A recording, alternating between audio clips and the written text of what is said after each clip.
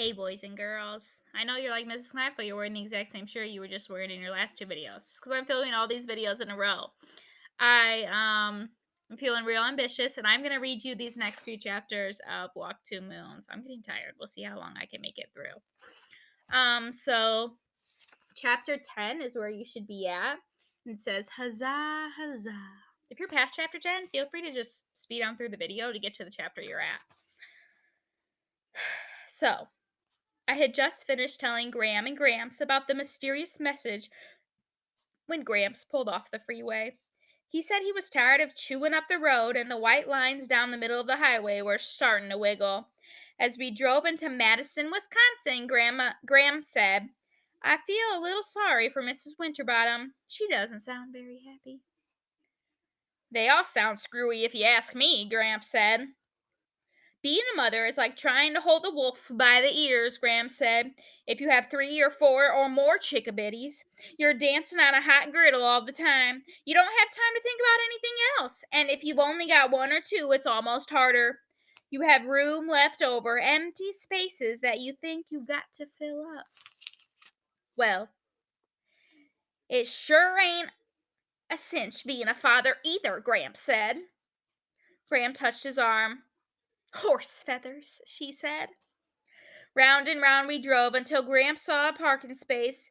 Another car saw it too, but Gramps was fast and pulled in, and when the man in the other car waved his fist, Gramps said, I'm a veteran. See these legs? Shrapnel from German guns. I saved our country. We did not have the correct change for the parking meter, so Gramps wrote a long note about how he was a visitor from Bybanks, Kentucky, and he was a World War II veteran with German shrapnel in his leg, and he kindly appreciated the members of the fair city of Madison allowing him to park in this space even though he did not have the correct change for the meter. He put this note on the dashboard. Do you really have German shrapnel in your leg? I asked. Gramps looked up to the sky. Mighty nice day, he said. The shrapnel was imaginary. Sometimes I am a little slow to figure things out. My father once said I'm as gullible as a fish. I thought he said edible. I thought he meant I was tasty. The city of Madison sprawled between 2 lakes, Lake Menatode and Lake Manana. Lake Manana, Make Manana, whatever that word is. And dribbling out of these are other piddly lakes. It seemed as if the whole city was on vacation, with people riding around on their bikes, walking along the lakes, and feeding the ducks, and eating and canoeing and windsurfing. I'd never seen anything like it. Grams kept saying, huzzah, huzzah. There's a part of the city where no cars can go, and thousands of people strolling around eating ice cream. We went into Ella's kosher deli, and ice cream parlor, and ate pastrami sandwiches and kosher dill pickles, followed by raspberry ice cream.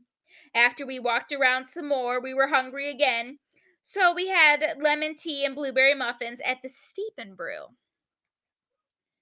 All the while, I heard the whispers, rush, hurry, rush. Graham and Gramps moved so slowly. Shouldn't we go now? I kept asking, but Gramps would say, huzzah, huzzah. And Gramps would say, we'll go soon, chickabiddy. Soon. Don't you want to send any postcards? Graham asked. No, I do not. Not even to your daddy? No. There was a good reason for this. All along her trip, Mom had sent me postcards. She wrote, here I am in the Badlands, missing you terribly. And this is Mount Rushmore, but I don't see any presidents' faces. I only see yours. The last postcard arrived 2 days after we found out she wasn't coming back. It was from Coralina, Idaho. On the front was a picture of a beautiful blue lake surrounded by tall evergreens. On the back, she had written, tomorrow I'll be in Lewiston. I love you, my Salamanca tree. At last, Gramps said, I sure hate to get back on the road, but time's a wastin'. Yes, I thought, yes, yes, yes. Gramps settled back for a nap a while. I said a few thousand more prayers. The next thing I knew, Gramps was pulling off the road again. Looky here, he said, the Wisconsin Dells. He drove into a vast parking lot and said, why don't you two look around? I'm going to get a little shut-eye. Gramps and I poked our noses into an old fort and then sat on the grass watching a group of Native Americans dance and beat drums. My mother had not liked the term Native Americans. She thought it sounded primitive and stiff. She said my great grandmother was a Seneca Indian and proud of it. She wasn't a Seneca Native American Indian. A Seneca Native American Indian sounded much more brave and elegant. In school, our teacher told us we had to say Native American, but I agreed with my mother. Indian sounded much better. My mother and I liked this Indianness in our background. She said it made us appreciate the gifts of nature. It made us closer to the land.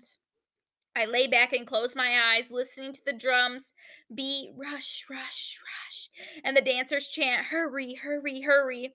Someone was jingling bells too, and for a moment I thought of Christmas and sleigh bells. When I opened my eyes again, Graham was gone. I glanced around, trying to remember where we had parked the car.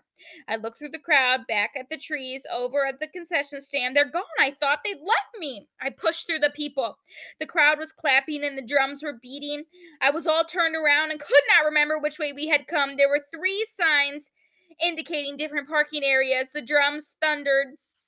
I pushed further into the crowd of the people who were clapping louder in times with drums.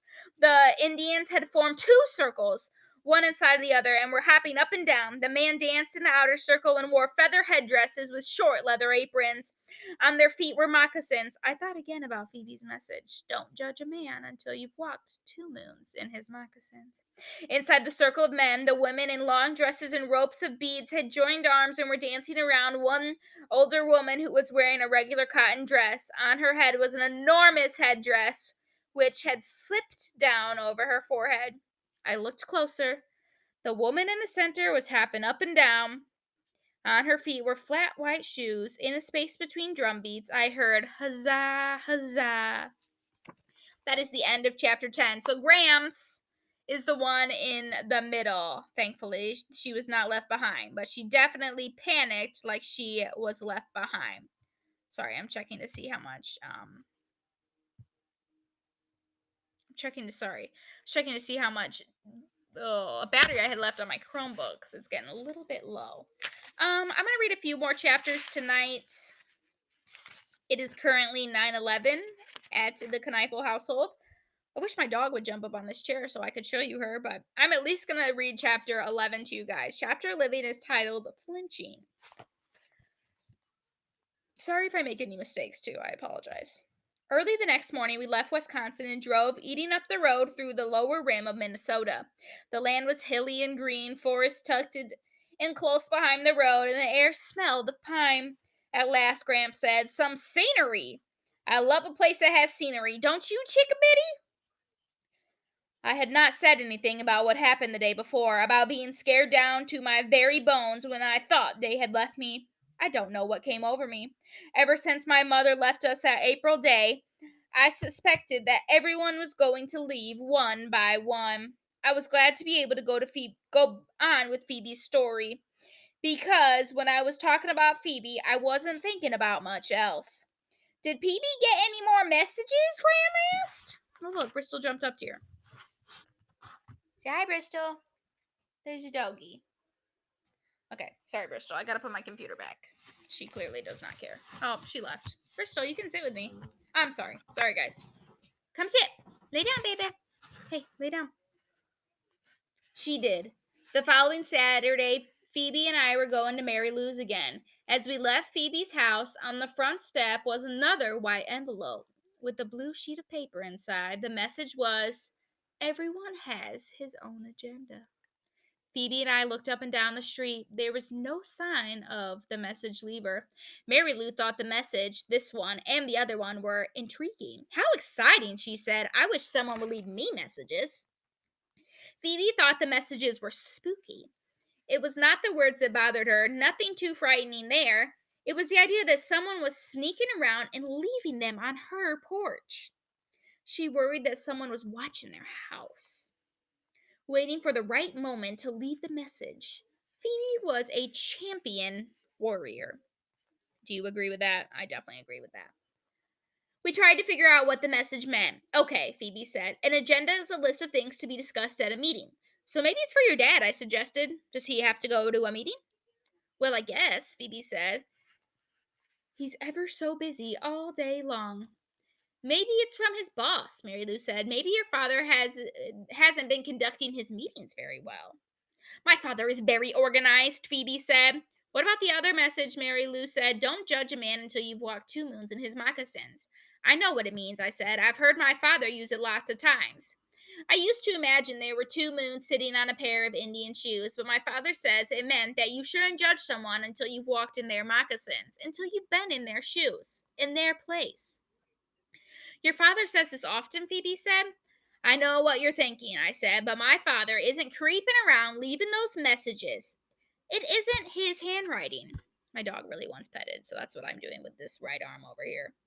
When Ben came to Mary Lou's room, she asked him what he thought it meant. He took a sheet of paper from her desk and quickly drew a cartoon. It was a little spooky, because he drew what was identical to what I used to imagine, a pair of Indian moccasins with 2 moons in them. Maybe, Mary Lou said to Phoebe, your father is being too quick to judge people at work. He needs to walk in their moccasins first. My father does not judge too quickly, Phoebe said. You don't have to get defensive, Ben said. I'm not getting defensive. I'm just telling you that my father does not judge too quickly. Later, we went to the drugstore. I thought it was going to be only me and Phoebe and Mary Lou, but by the time we left the house, we had accumulated Tommy and Dougie as well. At the last minute, Ben said he was coming too. I don't know how you can stand it, Phoebe said to Mary Lou. Stand what? Phoebe pointed to Tommy and Dougie, who were running around like wound up toys, making airplane noises and train noises and zooming in between us, then running ahead and falling over each other, crying, then leaping back again and socking each other and chasing around bumblebees. I'm used to it, Mary Lou said. My brothers are always doing brained things. Ben walked right up behind me all the way, which made me nervous. I kept turning around to see what he was doing back there, but he just strolling along smiling. Tommy bashed into me, and I started to fall backward. Ben caught me. He put his arm around my waist and held on to me, even after it was obvious I was not going to fall. I could smell that funny grapefruit smell again and feel his face pressed up against my hair. Let go, I said, but he didn't let go. I had an odd sensation, as if I was a little creature was crawling on my spine. It wasn't a horrible sensation, more light and tickly. I thought maybe he'd dropped something down my shirt. Let go, I said. Finally, he did. It was at the drugstore that I got a little scared. Maybe I had been listening to Phoebe's tales of lunatics and axe murderers too much. Phoebe and I were looking at magazines when I felt as if someone was watching us. I looked over to where Ben was standing, and he and Mary Lou were busy rummaging around in the chocolate bars. The feeling did not go away. I turned the other way around, and there on the far side of the store was the nervous young man who had come to Phoebe's house. He was at the cash register paying for something, but he was staring at us while he was handing his money to the clerk. I nudged Phoebe. Oh no, she said. The lunatic. Phoebe hustled over to Ben and Mary. Look, quick, it's the lunatic. Where? At the cash register. There's nobody there, Mary Lou said. Honest, he was there, Phoebe said. I swear he was. Ask Sal. He was there, I said. Later on, when we had left Mary Lou and were on our way to Phoebe's home, we heard someone running up behind us. Phoebe thought we were doomed. If we got our heads bashed in and the lunatic leaves us here on the sidewalk, she said. I felt a hand on my shoulder and opened my mouth to scream, but nothing came out. My brain was saying, scream, scream, but my voice was completely shut off. It was Ben. He said, did I scare you? That wasn't very funny, Phoebe said. I'll walk you home with you, he said, just in case there's any lunatics around. He had difficulty saying lunatic. On the way to Phoebe's house, Ben said some odd things. First, he said, maybe you shouldn't call him a lunatic. Why not? Phoebe said, because a lunatic it sounds like, oh, never mind. He would not explain, and he seemed embarrassed to have mentioned this in the first place. Then he said to me, touch each other at your house? What's that supposed to mean? I just wondered, he said. You flinch every time someone touches you. I do not. Do too. He touched my arm. I have to admit, my instinct was to flinch, but I caught myself. I pretended not to notice that his hand was resting on my arm. That creature tickling my spine was back. He said, like a doctor examining a patient. He removed his hand. Where's your mother? I had not mentioned my mother to anyone, not even Phoebe, except for the one time Phoebe had asked about her, and I only said that she didn't live with us. Ben said, I saw your father once, but I've never seen your mother. Where is she? She's in Idaho. Lewiston, Idaho. What's she doing there? Ben said. I don't really feel like saying. It didn't occur to me to ask him where his mother was. Because remember, Ben just lives with Mary Lou and her family. Ben is Mary Lou's cousin. So where's his parents? He touched my arm again. When I flinched, he said, Ha! Gotcha. It bothered me what he had said. It occurred to me that my father didn't hug me as much anymore, and maybe I was starting to flinch whenever someone touched me. It wasn't always like that. We used to be a hugging family. As I walked along with Ben and Phoebe, I remembered a time when I was 9 or 10. My mother crawled into bed with me and snuggled close and said, Let's build a raft and float away down a river. I used to think about that raft a lot. I actually believed that one day we might build a raft and float away down a river together. But when she went to Lewiston, Idaho, she went alone. Ben touched Phoebe's arm. She flinched. Ha, he said, got you. You're jumpy too. Freebie. And that too bothered me. I had already noticed how tense Phoebe's whole family seemed. How tidy, how respectable, how thumpingly stiff. Was I becoming like that? Why were they like that? A couple times I had seen Phoebe's mother trying to touch Phoebe or Prudence or Mr. Winterbottom, but they all drew back from her. It was as if they had outgrown her. Had I been drawing away from my own mother? Did she have empty spaces left over? Was that why she left? When we reached Phoebe's driveway, Ben said, I guess you're safe now. I guess I'll go. Go ahead, Phoebe said. Mrs. Cadaver came screeching up to the curb in her yellow Volkswagen with her wild red witch hair hanging all over the place. She waved at us and started pulling things out of the car and plopping them on the sidewalk. Who's that? Ben said. Mrs. Cadaver. Cadaver like dead body? That's right. Hi, Sal, Miss Cadaver said. She dumped a pile of lumpy bags on the sidewalk. Ben asked if she wanted any help. My, you're very polite, Mrs. Cadaver said, flashing her wild gray eyes. She scares me half to death, Phoebe said. Don't go inside, she whispered to Ben. Why not? He said too loudly because Mrs. Cadaver looked up and said, What? Oh, nothing, Phoebe said. Mrs. Cadaver said, Sal, do you want to come in? I was just going to Phoebe's, I said, glad for an excuse. Hi, Bristol. Phoebe's mother came to the front door. Phoebe, what are you doing? Are you coming in? We left Ben. As we were going to Phoebe's house, we saw Ben lift something off the sidewalk. It was a shiny new axe. Dun, dun, dun, dun. Phoebe's mother said, Is that Mary Lou's brother? Was he walking you home? Where's Mary Lou? I hate it when you ask three questions in a row, Phoebe said. Through the window, we could see Ben lugging the axe up the front step of Mrs. Cadaver's house. Phoebe called out, Don't go in! But Mrs. Cadaver held the front door open, and Ben disappeared inside. My dog is clearly pressing on my laptop. Phoebe, what are you doing? Her mother asked. Then Phoebe pulled the envelope out of her pocket, the envelope containing the newest message. I found this outside, Phoebe said. Mrs. Winterbottom opened the envelope carefully, as if it might contain a miniature bomb. Oh, sweetie, she said, who is it from? Who is it for? What does it mean? Phoebe explained what an agenda was. I know what an agenda is, Phoebe. I don't like this at all. I want to know who is sending these. I was waiting for Phoebe to tell her mom about seeing the nervous young man at the drugstore, but Phoebe didn't mention it. A little later, we saw Ben leaving Mrs. Dava's house. He appeared to be all in one piece. That day when I got home, my father was in the garage tinkering with the car. He was leaning over the engine and I couldn't see his face at first. Dad, what do you think it means if someone touches someone else and the person flinches? Do you think it means that person being touched is getting too stiff? Dad turned slowly around. His eyes were red and puffy. I think he had been crying. His hands and shirt were greasy. But when he hugged me, I didn't flinch. That is the end of chapter 11. I think chapter 12 is a little bit long. All right. Let me see how much battery I have left. Oh, I still have like an hour left. I'm also currently uploading another video. All right, one more chapter tonight, and then I will call it quits, and I will read the other 3 chapters later. So, chapter 12, the marriage bed.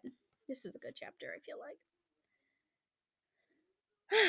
Mrs. Kneifel's getting out of breath. My dog looks super unamused, in case you guys are wondering. So, chapter 12, page 70.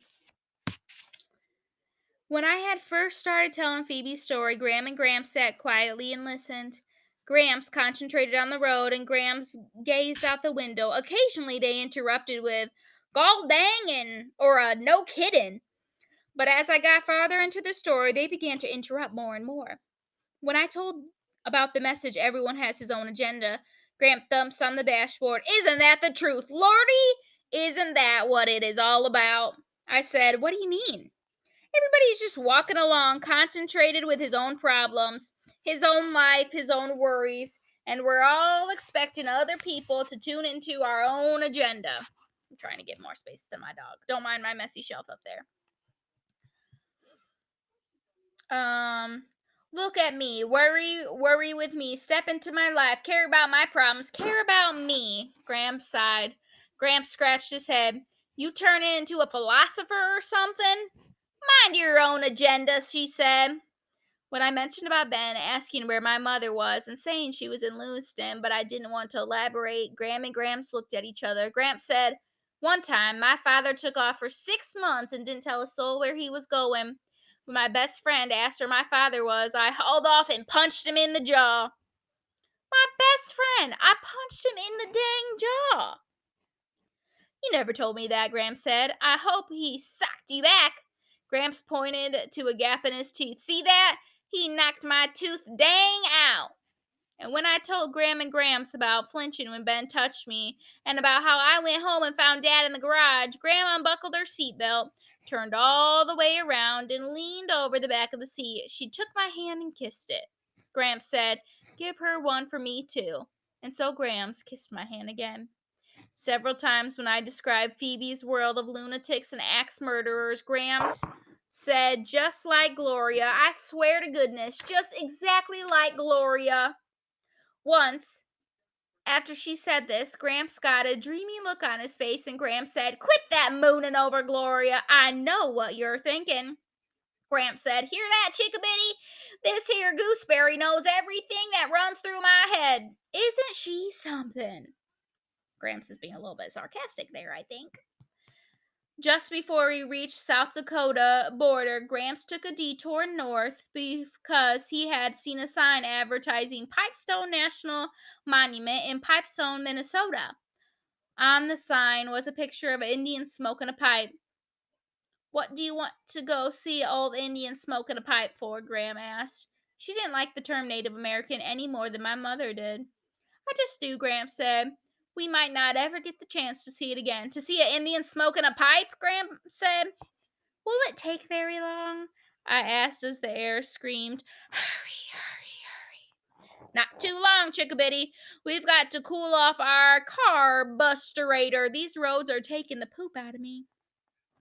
The detour to Pipestone wandered through a cool, dark forest, and if you closed your eyes and smelled the air, you could smell By Banks, Kentucky. Pipestone was a small town. Everywhere we went, people were talking to each other, standing there talking, or sitting on a bench talking, or walking along the street talking. When we passed by, they looked right at us, right in our face, and said hi or howdy. And although it sounded corny to say it, we felt right at home there. It was so like By Banks, where everyone you see stops to say something because they know you and you'll know their whole lives. We went to Pipestone National Monument and saw Indians thunking away at the stone in the quarry.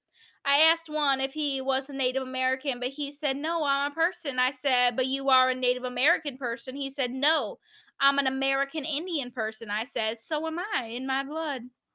We watched other Native, or we watched other Indian, excuse me, we watched other American Indian persons making pipes out of the stone. In the pipe museum, we learned about pipes than any human. We learned more about pipes than any other human being ought to know. In a little clearing outside the museum, an American Indian person was sitting on a tree stump smoking a long peace pipe. After watching him for about 5 minutes, Gramps asked if he could try it. The man passed Gramps the pipe, and Gramps sat down on the grass, took 2 puffs, and passed it to Gram. She didn't even blink. She took 2 puffs and passed it to me. There was a sweet, sticky taste at the end of the pipe. With the stem in my mouth, I gave it 2 little kisses, which is what it looked like Gramps and Gramps had done. The smoke came in my mouth, and I held it there while I passed the pipe back. I held that smoke in my mouth while Gram and Gramps puffed some more. I was feeling slightly wang doodled. I opened my mouth a wee bit, and a tiny stream of smoke curled out into the air. And when I saw that, for some reason, it reminded me of my mother. It didn't make any sense, but any brain was saying, "There goes your mother." And I watched the trail of smoke disappear into the air. In the shop attached to the pipe museum, Gramps bought 2 peace pipes. One was for him and one was for me. "It's not for smoking with," he said. "It's for remembering with." That way, we stayed in Injua Joe's Peace Palace Motel. On the sign in the lobby, someone had crossed out Injuan and written Native American, so the sign read Native American Joe's Peace Palace Motel. In our room, the Injuan Joes embroidered on the towels had been changed with black marker to Indian Joes. I wish everybody would just make up their minds. By now, I was used to staying in a room with Grams and Gramps. Every night when they climbed into bed, they laid right beside each other on their backs, Gramps said every night, every single night. "Well, this ain't our marriage bed, but it will do." Probably the most precious thing in the whole world to Gramps, besides Gram, was their marriage bed. This is what they called their bed back in Bybanks, Kentucky. One of the stories that Gramps liked to tell was about how he and all his brothers had been born in that bed, and all Gram and Gramps' children had been born in that same bed. When Gramps tells the story, he starts with when he was 17 years old and living with his parents in Bybanks. That's when he met Gram. She was visiting her aunt who lived over the meadow from where Gramps lived. "I was a wild thing," Gramps said, "and I didn't stand still for any girl, I can tell you that. They had to try to catch Gramps on the run." But when he saw Gram running in the meadow with her long hair as silky as a filly's, he was the one trying to do the catching. Talk about wild things. Your grandmother was the wildest, most untamed, most ornery and beautiful creature ever to grace this earth. Gramps said he followed her like a sick old dog for 22 days, and on the 23rd day, he marched up to her father and asked if he could marry her. Her father said, "If you can get her to stand still long enough, and if she'll have you." "I guess it's fine. I guess you can." When Gramps asked Gram to marry him, she said, "Do you have a dog?" Gramps said that yes, as a matter of fact, he had a fat old beagle named Sadie. Gramps said, "Where does she sleep?" Gramps stumbled around a bit and said, "To tell you the truth, she sleeps right next to me, but if I was to get married, I..." "And when you come in the door at night," Gramps said, "what does that dog do?" Gramps couldn't figure out what she was getting at, so he told her the truth. "She jumps all over me and licking and howling." "And what do you do?" Gramps asked. "Well, gosh," Gramps said. He did not like to admit, but he said, "I take her in my lap and pet her till she calms down, and sometimes I sing her a song." "You're making me feel foolish." "I don't mean to," she said. "I've told you all I need to know. I figure if you treat a dog that good, you'll treat me better. I figured if that old beagle Sadie loves you so much, I'll probably love you better. Yes, I'll marry you." I think that is the silliest story. Like, you treat a dog good? Well, that is good. I'm glad he treats a dog good, but so silly. She said, "Oh, you treat your dog good? I'm sure you're going to treat me good. So, yeah, sure, let's get married." So silly. They were married 3 months later. During that time, between his proposal and their wedding day, Gramps and his fathers and brothers built a small house in the clearing behind the first meadow. We didn't have time, Gramps said, to completely finish it. And there wasn't a single stick of furniture in it yet, but that doesn't matter. We were going to sleep there on our wedding night. All the same, my dog is literally bleeding on my computer. So that's nice of her. They were married in the aspen grove on a clear July day. And afterward, they all their friends and relatives had a wedding supper on the banks of the river. During the supper, Gramps noticed that his father and two brothers were absent. He thought they were maybe planning a wet cheer, which is when men kidnap the groom for an hour or so and they all go out into the woods and share a bottle of whiskey. Before the end of supper, his father and brothers came back, but they did not kidnap him for a wet cheer. Gramps was just glad, he said, because he needed his wits about him that evening. At the end of the supper, Graham picked up Graham in his arms and carried her across the meadow. Behind them, everyone was singing, "Oh, meet me in the tulips when the tulips do bloom." This is what you always sing at weddings when the married couple leaves. It was supposed to be a joke, as if Grams and Gramps were going away by themselves and might not appear until the following spring when the tulips were in bloom. Gramps carried Graham all the way across the meadow and through the trees into the clearing where their little house stood. He carried her in through the door and took one look around and started to cry. The reason Gramps cried when he carried Graham in the house was that there in the center of the bedroom stood his parents' bed, the bed that Gramps and each of his brothers had been born in, and the bed his parents had always slept in. This was where his father and brothers had disappeared to during the wedding supper. They had been moving the bed into Graham and Gramps' new house. At the foot of the bed, wiggled and slurping, was Sadie, Gramps' old beagle dog. Gramps always ended this story by saying, "That bed has been around my whole entire life, and I'm going to die in that bed, and that bed will know everything there is to know about me." So each night on our trip out to Idaho, Gramps patted the bed in the motel and said, "Well, this ain't our marriage bed, but it will do," while I lay in the next bed wondering if I would ever have a marriage bed like theirs. All right, that is the end of chapter 12. I'm going to stop there. The next video will be 3 through 16. So on. So happy e-learning, happy reading. Remember, you don't actually have to watch my videos. You're free to just read the book yourself, whatever floats your boat. Miss you guys.